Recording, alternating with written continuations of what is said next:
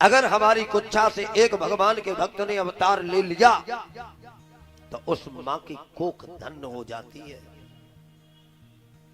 एक अगर अच्छा पैदा पुत्र हो गया इस कोख में, मां की कोख धन्य हो जाती है। और एक राक्षस अगर निकल आया मां की कोख से तो मां की कोख भी लज्जित हो जाती है, शर्माती है।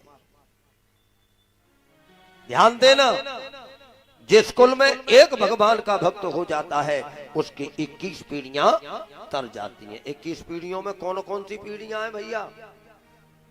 7 आगे की, 7 पीछे की और 7 ननिहाल की।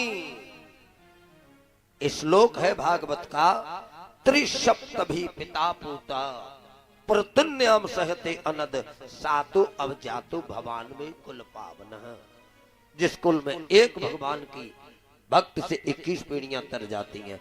आप लोग कनागतों में कोई जल चढ़ाते हो लोटा से, एक अपने पिता को देते हो, है ना, एक माँ को देते हो और एक लोटा और देते हो। किनको? नाना और नानी को। अधिकार है लोटा देना चाहिए नाना नानी को, क्योंकि हमारा जन्म भी वहीं से हुआ है। तो आज मेरे बंधुओं, और हाँ एक बात और है, भागवत पुराण की ये बात है, ये बात आपको किसी भी पुराण में नहीं मिलेगी, न शिव पुराण में न राम कथा में। भागवत पुराण में एक बात और आई है, जिस कुल में एक भक्त हो जाए 21 पीढ़ियों का उद्धार हो जाता है।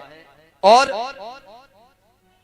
जिस परिवार में नियम धर्म कर्म से एक भागवत हो जाती है, एक, उसकी 3 पीढ़ियों का उद्धार हो जाता है। एक भागवत से 3 का।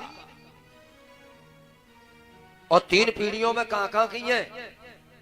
एक तो पप्पू भैया करा रहे हैं तो इनका उद्धार तो होना ही है, क्योंकि एक एक रुपया बड़ी मेहनत से इंसान कमाता, मैं जानता हूं।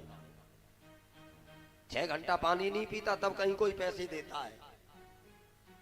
एक एक रुपया बड़ी मेहनत से कमाया, जो कराएगा उसका उद्धार। क्यों भैया? उनके बच्चों का उद्धार, क्योंकि बच्चा परीक्षित है। एक और का उद्धार है, किसी का, किनका? इनके पिता का, क्योंकि वो भी सुन रहे हैं यहाँ पितरों के लिए। लेकिन उस भागवत में न छल होना चाहिए, न कपट होना चाहिए, कुछ भी होना नहीं चाहिए, तो उद्धार होगा 3 का। तो अगर इसमें कपट की घटाई पड़ी रही तो 3 तो चलती क्या है, एक भी इंसान का उद्धार नहीं होगा। तो ये मौके रोज नहीं आते हैं। हमें तन मन धन से श्रीमद् भागवत कथा करानी चाहिए और तन मन धन से हमें श्रवण करनी चाहिए। एक बार जय से बोलिए राधे राधे।